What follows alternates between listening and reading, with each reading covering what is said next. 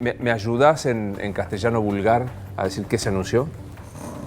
Yo creo que una de las últimas veces que estuve contigo te dije, era cuando comenzaba todo este desbarajuste, creo que era por abril o mayo del 2018, y te dije que el problema es que la Argentina, fruto de las políticas de Macri, había quedado al borde de la cesación de pagos. Sí, claro.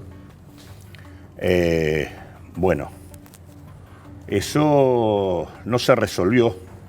La intervención del fondo, en acuerdo con el gobierno, apartándose de sus propios estatutos, produjo una intervención absolutamente fallida sobre la economía argentina, que no solo no resolvió el problema, sino que lo agravó.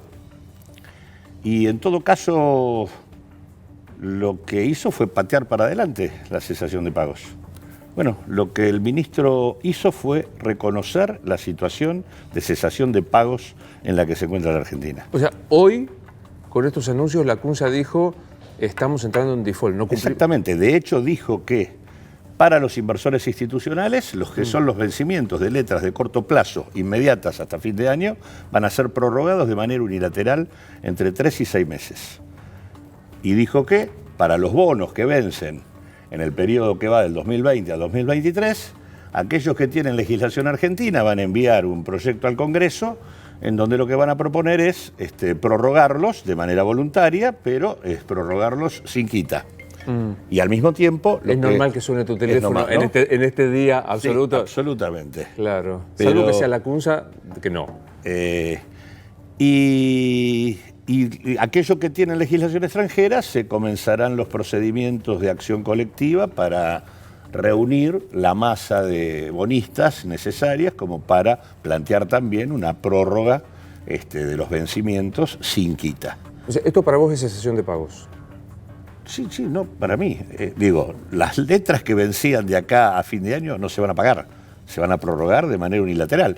En la práctica te diría que lo que está haciendo el gobierno es algo que comenzó lamentablemente. Yo creo que esto es un acto de absoluta irresponsabilidad y que se engancha con una situación muy grave que está vigente, te diría, desde el mismo lunes posterior a las elecciones, que es una suerte de proceso de castigo prácticamente sobre el voto de una sociedad que le dijo no a este gobierno y que se lo dijo aparte de manera sumamente contundente.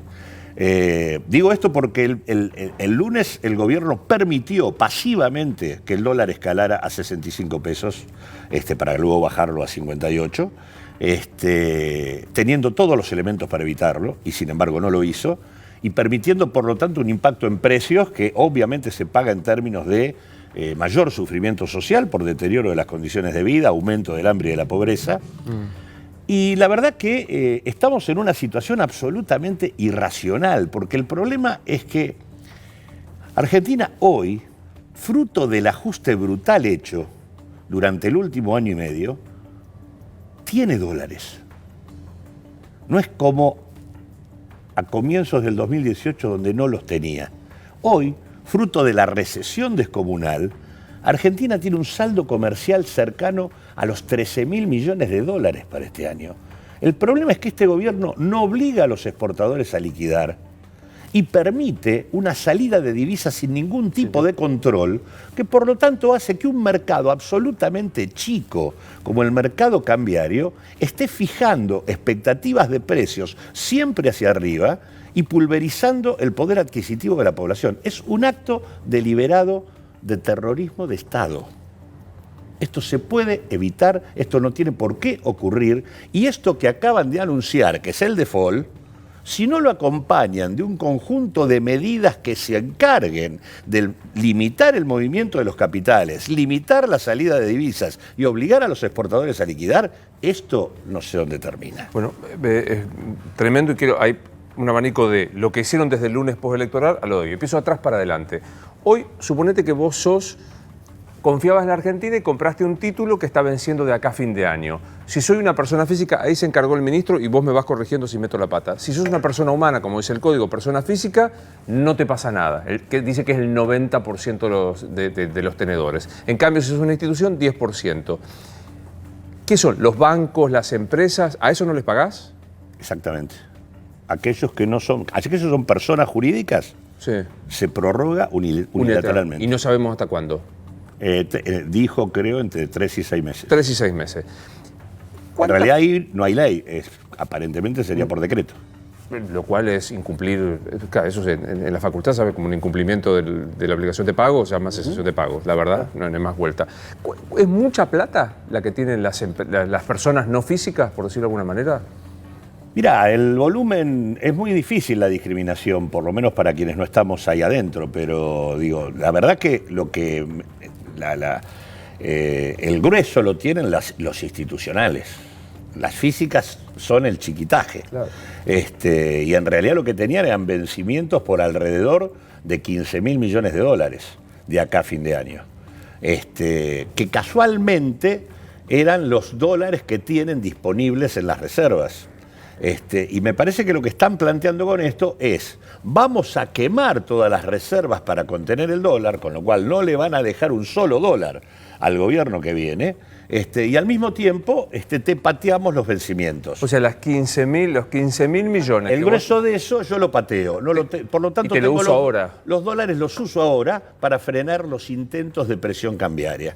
O sea, yo sigo permitiendo la salida de capitales, sigo rifando las reservas del país en lugar de limitar y no permitir la salida, que es lo que tendrías que hacer, poniendo una magnitud determinada o subiendo el tipo de cambio financiero o estableciendo un impuesto para ese tipo de operaciones. Cualquier mecanismo disuasivo de la fuga, en lugar de ir por ese lado, lo que hace, y en lugar de abastecer la oferta con ingreso por parte de los exportadores que en realidad se están financiando en pesos cuando tienen los dólares afuera, en lugar de hacer esto, lo que hacen es, yo pateo los vencimientos, se los patea al próximo gobierno y te quemo las reservas y te dejo sin un dólar. Llegó a diciembre aparentemente calmo, pero...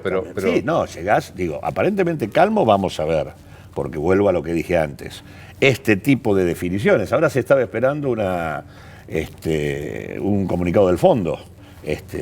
Veremos qué dice. Para saber si da o no da los famosos 5.000. Si esto es un acuerdo con el fondo en donde de conjunto ambos que han sido corresponsables de la crisis argentina le patean la pelota al gobierno que viene. O sea, dejo de pagar, me chupo esos dineros que tenía para pagar, los uso para supuestamente controlar el precio del dólar y que se arregle el que viene. Exactamente. ¿Eso es lo que acaba de anunciarse? Eso es lo que acaba de anunciarse. Y la CUNSA dice en algún momento en la conferencia, bueno, lo que hacemos es garantizar con esta plata que el central pueda manejar el tipo cambiario. ¿Está mal eso? Es lo que acabo de decirte. Casualmente, lo que el central hace es patea los vencimientos y dice, con las reservas que tengo, controlo la evolución del tipo de cambio. ¿Puedo controlarlo? O sea, porque digo... Bueno, ahora tendría 15.000 palos o tendría una parte importante de las reservas libres que tenía para poder manejar la situación. Si tenía todas esas reservas comprometidas con los pagos, no tenía un dólar para manejar la situación. Ese es el punto. Ahora, el problema es que esto es por una decisión institucional. Por eso vuelvo al punto de que acá hay una decisión estatal. Una decisión estatal de que los exportadores no están obligados a liquidar y una decisión estatal de que cualquiera se puede llevar la guita sin ningún tipo de problema. Cuando a la Argentina cuando el impacto sobre la sociedad argentina es letal. Hoy hubo una movilización multitudinaria reclamando la emergencia alimentaria en la Argentina.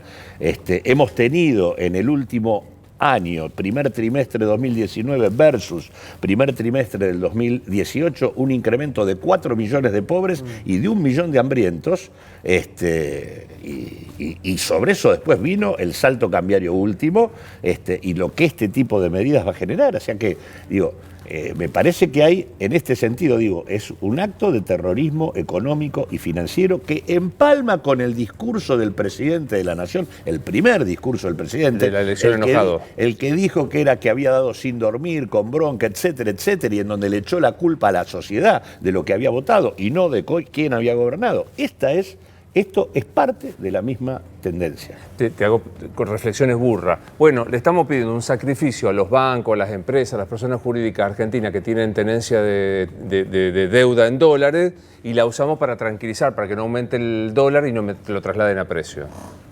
Sí, pero lo que pasa que, primero, ¿quiénes son los que se están llevando los dólares? las grandes empresas, los grandes... Bueno, por eso digo, acá digo, sí, es un acto de irresponsabilidad. El gobierno lo que tendría que haber hecho es, frente a la decisión mayoritaria de la población, establecer los mecanismos de control para poder llegar hasta el momento del traspaso del mando y al mismo tiempo establecer mecanismos de contención social mejorando el impacto. Claro, de la gente del tipo a ¿Qué pie. hizo? Todo lo contrario. Pero digo, ¿cómo controlás? Porque decís que cerrás la salida, creas un cepo, no sé. Primero podés poner límite, o sea que digamos que vos puedas atesorar determinada cantidad y no lo que se te cante demandar. En segundo lugar, podrías establecer un impuesto, que el que quiera comprar divisas tenga que pagar. O sea, para dificultarle, claro. Claro, para que le salga más caro. O podés plantear un dólar diferencial. ¿Eso se podría haber hecho? Claro, podés tener un desdoblamiento cambiario con un tipo de cambio financiero distinto, que sea el tipo de cambio financiero al cual se cambian los dólares que van, por ejemplo, para turismo en el exterior o para atesoramiento personal. Es más, te digo, Argentina, en el momento en donde queda en cesación de pagos por parte de Macri, lo que combinaba tenía déficit en su cuenta comercial, o sea, importábamos más de lo que vendíamos, tenía déficit en su cuenta de servicios turísticos, donde el turismo en el exterior gastaba por encima de lo que era el turismo receptivo, y teníamos una salida brutal de capitales. O sea, tenía fuga de capitales, divisas que se iban por la fuga, divisas que se iban por el turismo y divisas que se iban por el saldo comercial negativo. Bueno, en realidad vos podrías haber resuelto buena parte del problema limitando la salida por turismo y limitando la salida por divisas y permitiendo que el ajuste en materia comercial fuera mucho más leve y te permitiera sostener la actividad productiva. Lo que se hizo fue lo contrario. ¿Por qué, digamos, ya sé lo que me vas a decir, es pregunta obvia, ¿por qué no lo hace? Digamos, porque está bueno, uno cuando dice desdoblamiento de tipo cambiario, por ahí se queda fuera los que somos ignorantes, pero digo, mañana yo me voy a Nueva York y compro el mismo dólar que el tipo que está produciendo y trayendo. Vos lo que decís es, te vas a Nueva York, pagalo oferta y demanda a cuánto, 60, 80, lo que venga, pero protegeste otro. Exactamente, ni más ni menos. ¿Y por qué no hacen eso? Bueno, ya sé lo que me va a contestar, pero tengo que hacerte la pregunta. ¿Por qué no hacen eso? Mirá, ahí hay eso implica una concepción en donde vos no permitís el libre movimiento de los capitales. Vos le estás regulando, porque del mismo modo que te estoy diciendo para el turismo en el exterior, le estoy poniendo un dólar distinto al tipo que está haciendo renta en pesos acá y quiere llevarse la guita afuera. Acá la tontería más importante que se ha escuchado en el último tiempo es echarle la culpa a Alberto Fernández y lo que ha dicho o dejado de decir respecto al tema de lo que está pasando. Como si en realidad la fuga de capitales hubiera empezado cuando habló Alberto Fernández. Desde que empezó este gobierno, se fugaron hasta junio 70.000 millones de dólares. De vuelta. Desde el 2015 hasta hoy, 70.000. O sea, de los 107.000 millones de dólares de nueva deuda que tomó el gobierno, 76.000 millones de dólares se fueron en fuga y 30.000 en pago de intereses. Acá no quedó un dólar. O sea, de cada 10 dólares, 7 se fugaron y 3 pagamos servicio de deuda. Exactamente. O sea, no quedó un dólar. La infraestructura. Nada. Un dólar quedó acá, nada. Entonces en realidad, la lógica de este régimen de acumulación financiera que organizó con la política económica, que implica desregular el movimiento de capitales y colocar un banco central que, ¿qué hacía? Tomaba deuda de corto plazo, ya sea con las LEVAX o con las LELIX, con lo que fuere, a tasas monumentales, permitiendo una alta ganancia en pesos. Con esa deuda compraba dólares, es decir, acumulaba reservas con deuda de corto plazo en un contexto de libre movilidad. Ante cualquier estornudo del mundo o cualquier conflicto interno, se rajan y se llevan. Pero además, aunque no haya conflicto, en realidad los agentes económicos, ya sea grandes firmas, bancos, fondos de inversión, capital financiero internacional o local, lo que hace ganancias en dólares, aprovecha el rendimiento en pesos y con el dólar quieto, que ese es el tema, se va. Si yo pongo un tipo de cambio libre para la cuestión financiera, lo desregulo y controlo el otro, no le permito. No tiene esa ganancia. No Claro. tiene esa ganancia en dólares. Por eso no lo hacen, porque ellos sostuvieron y alimentaron la renta financiera con su política económica. Ahora, esta es la razón. O sea, y el capital financiero ha sido el fondo y la administración norteamericana han sido los principales sostenes del gobierno de Macri. Pregunta burra que por suerte no fui nunca alumno tuyo ni nada de esto. ¿En cuántos países del mundo se puede hacer esto? O sea, ¿en cuántos países yo puedo entrar con dólares? Los cambio a la moneda local, lo pongo una tasa del 75%, lo hago rendir 30 días y me lo... Argentina está hoy pagando rendimientos, los rendimientos más altos del planeta. No hay ningún lugar en el mundo. Lugar del mundo. Y en general, todo país mantiene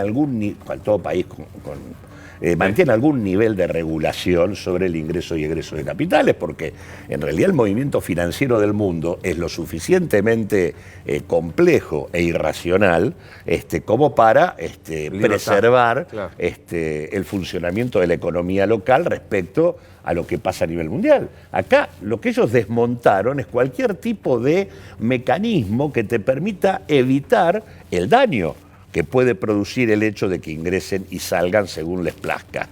Y también lo hicieron, o sea, la apertura de ellos fue completa, fue a nivel financiero y a nivel comercial. A nivel comercial te golpean por las importaciones, a nivel financiero te golpean estableciendo la posibilidad de una renta financiera monumental, que por otra parte, además, si vos podés hacer esa renta, ¿qué sentido tiene la inversión productiva? No, olvídate, si yo vengo hago con un coso, con una computadora, hago el depósito, me da esa cosa monumental y me la llevo cuando quiero, ¿para qué voy a invertir en hacer caño? Cuando nosotros hicimos un estudio de las 53 empresas que cotizan en bolsa, para el año 2018, que es el año del derrumbe social de la Argentina, donde aumenta en 4 millones la pobreza, en 1 millón la indigencia y demás. Y lo que surge allí de las principales firmas de la Argentina, en esto firmas agrarias, petroleras, bancos, etcétera, es que las firmas tienen ganancias, por lo menos 33 de ellas, de las 53, tienen ganancias del orden de, te diría, el 70% en su actividad específica. Ahora, eso se multiplica y llega al 393% de ganancias netas en el año. ¿393? Por vía de utilizar el excedente que capturan en su actividad específica, ya sea petrolera, agrario, lo que fuere, en la tipa financiera y aprovechando también los saltos cambiarios.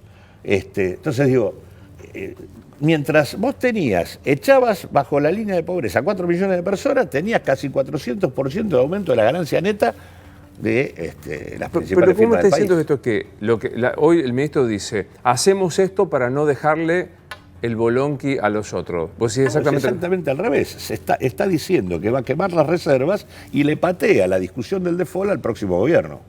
La discusión del default que tendrían que haber asumido a comienzos del 2018 y no lo asumieron porque haber reconocido que en 2 años el mejor equipo de los últimos 50 años había puesto patas para arriba a la Argentina y la había estrolado contra un muro.